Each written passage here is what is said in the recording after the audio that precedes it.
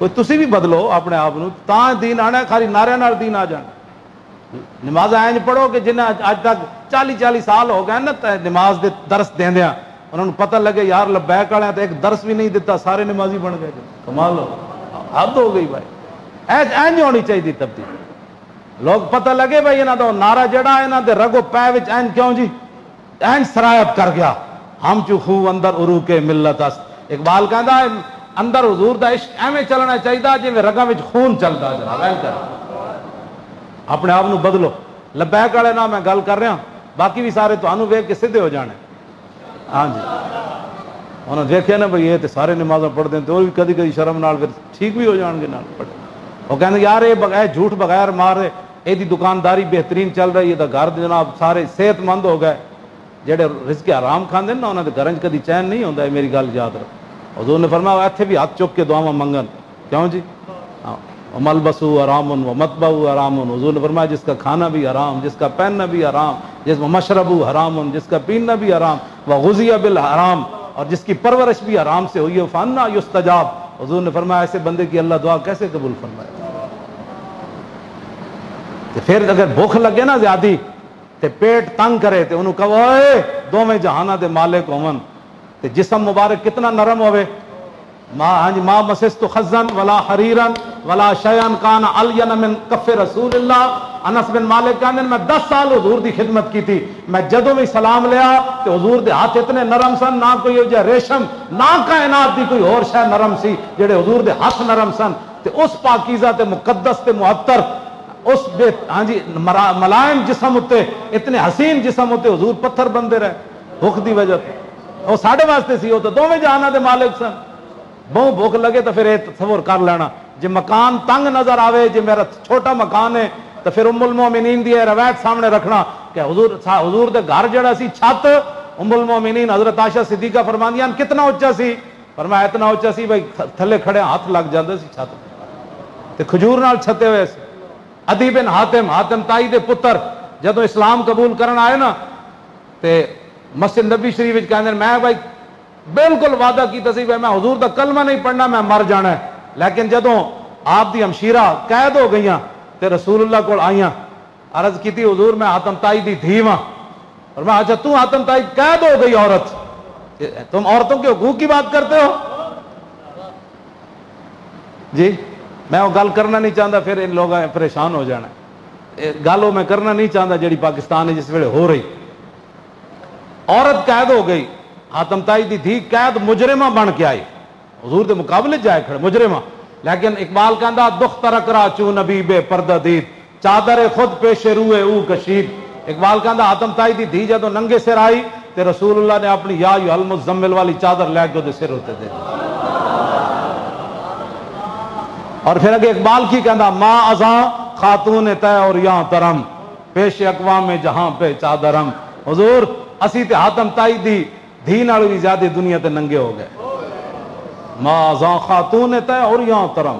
حضور اسی تو حاتم تائی دے قبیلے دی عورت نال بھی زیادہ ننگے ہو گئے، اور پیش اقوام جہاں پہ چادرم۔ حضور پورے جہان میں سانو چادر دین والا کوئی نہیں کہ اسی بھی سر کج لئی۔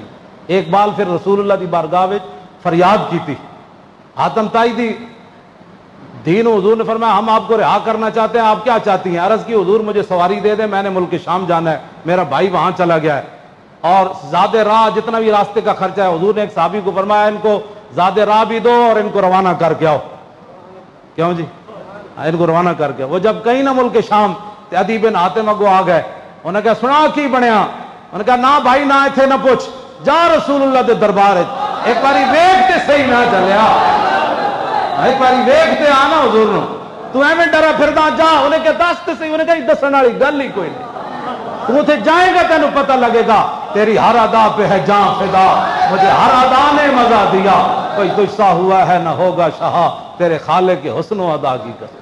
اور کہنے میں پھر تو چلیا، کہنے میں تو کدی سوچے بھی نہیں سی، میری ہمشیرہ نے میں نے جدو کہا کہ ایک باری جا کے ویکھتے صحیح، ایویں لوگاں تیرے غلط باتاں کر دین۔ اور کہنے میں گیا تے رسول اللہ مسجد نبی شریف وچ تشریف فرما سن، حضور میں اٹھ کے کھڑے ہو گئے، میں نے ویکھیا حضور، کہنے میرے دل نے گواہی دیتی اللہ دے نبی۔ پھر رستے چ ایک بھائی بڈھی مل گئی رسول اللہ نو، انہیں اتنی لمبی گل کی تھی، عدی بن حاتم فرماندے میں تھک گیا، حضور نے ایک گل بھی نہیں فرمائی کہ بھائی اجازت دے دے، اور بھی بڑے کم مائی پھر وہ بھی بڈھی تے وہ بھی زنانی، زنانیاں دی گلاں تو ویسے ہی نہیں مکدیاں، تے بڈھی مائی ہوے تے وہ تو کہندی 24 گھنٹے میری گلاں سنتے رہو، تائیاں تو نوہ سس دی لڑائی ہوندی، نوہ کول اور بڑے کام ہوندے، برتن دھونے، بچے نے کھڈانا، اینج کرنا، بڈھی مائی کہندی نہیں ہن میرے کول ہی بیٹھی رہ، گلاں ہی انہاں نوں بڑیاں آندیاں، بڑھاپے وچ گلاں ہی کر۔ وہ مائی نے اتنی لمبی گل کی، حضور نے ایک واری بھی نہیں فرمایا، کہندے میرے دل نے گواہی دیتی حضور اللہ دے نبی۔ اگلی گل جہی میں کرن لگا نا وہ اصل ساری ہی اصل، لیکن اے گل جہی توجہ والی، فرماندے ہیں جدوں گھر رسول اللہ دے آئے نا تے حضور دا جس گدا مبارک جس تے حضور آرام فرماندے سن، او دے وچ کھجور بھری ہوئی سی، کھجور دے پتے بھرے ہوئے سن، او دے روئی کوئی نہیں سی، او دے تے حضور سوندے سن اس جسم مبارک نال۔ تو تے میں کہ دین دا کیتا ہے ذرا دس ہاں تو، سانو تو ایک ٹائم روٹی نہ ملے، دوسرے ٹائم اسی دین دے شکوے کرتے ہیں، حضور اس گدے ہوتے سوندے تھے، کہتے ہیں حضور نے انج رکھیا، فرمایا آپ بیٹھیں، میں کہا حضور آپ بیٹھیں، کہتے ہیں مجھے حضور گدے پر بٹھا کر حضور خود نیچے بیٹھ گئے۔ اساں دین واسطے کوئی کم کدی کیتا؟ اسی تو خود دین واسطے بیسے ننگو آر بن جاندے ہیں، لوگ ساڑے حوالے دے کے دین دے خلاف گفتگو کر، اے لبیک والے جی، اے لبیک والے جی، اے لبیک والے جی۔ عزت دا باعث بنو دین واسطے، لوگ تانوں مثالاں دین تہاڈیاں، کہندے نے پھر میرے دل نے گواہ، حضور نے فرمایا ادی تو اس واسطے میرا کلمہ نہ پڑھدا کہ میرے غلام تھوڑے، تو اس واسطے نہ پڑھدا کہ طاقت غیراں کولے، تو اس واسطے نہ پڑھدا کہ امن تے سکون کوئی نہیں۔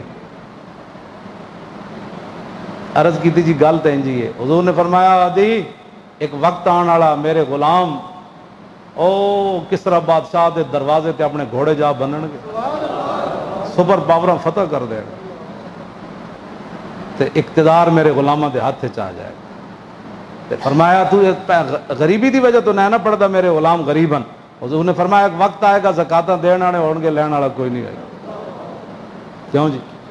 تیسرا فرمایا تو کہنا امن کوئی نہیں، ایک وقت آئے گا قادسیہ تو ایک بڈھی مائی چلے گی، قادسیہ تو تے مکہ پاک آئے گی تو انہوں سوائے جنگلی درندے دے اور کسی دا خطرہ نہیں ہوئے گا، اتنا من آ جائے۔ عدی بن حاتم کہندے نے میں ویکھیا سی گھوڑے بھی جا بدے کسرا دربار تے، فرماندے نے میں ویکھیا، اے بھی میں ویکھیا بھئی قادسیہ جو کلی زنانی چلی تے انہوں کوئی خوف کوئی نہیں سی، تے کہندے جی زندگی رہی تے اے بھی ویکھاں گا کہ بھئی زکات دین والے ہیں تے لین والا کوئی نہیں۔ اے پھر عمر بن عبدالعزیز دے زمانے چ پھر اسلام دیاں بہاراں آئیاں تے 8 صوبے چوں زکات واپس آ گئی، زکات دین والے ایسن لین والا کوئی نہیں۔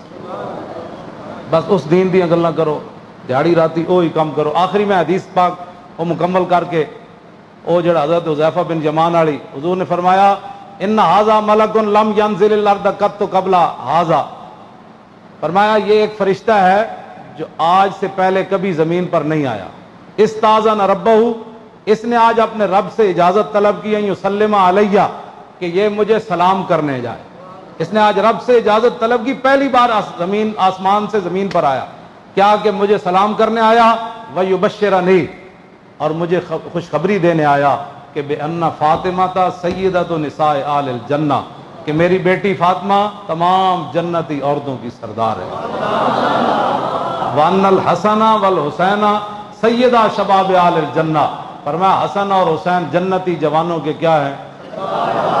بس بے ادب گستاخ فرقے کو سنا دے اے حسن کہ یوں کہا کرتے ہیں سنی،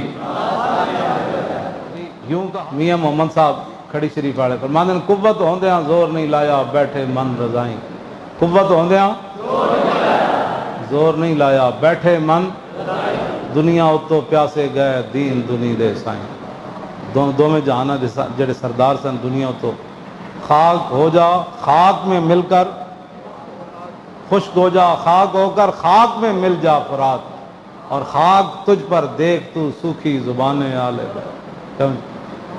ورنہ آپ اشارہ فرما دیتے نہر فرات تے آئی جانی سی، ویسے بھی جنتی نہر ہو تو آئی جانی سی، تو جنتی جڑے جوانہ دے سردار ہیں وہ جنت نو بلان گے تو رہن نہیں آنا سی، کیوں جی آ جانا سی نہر فرات، لیکن قوت ہوندیاں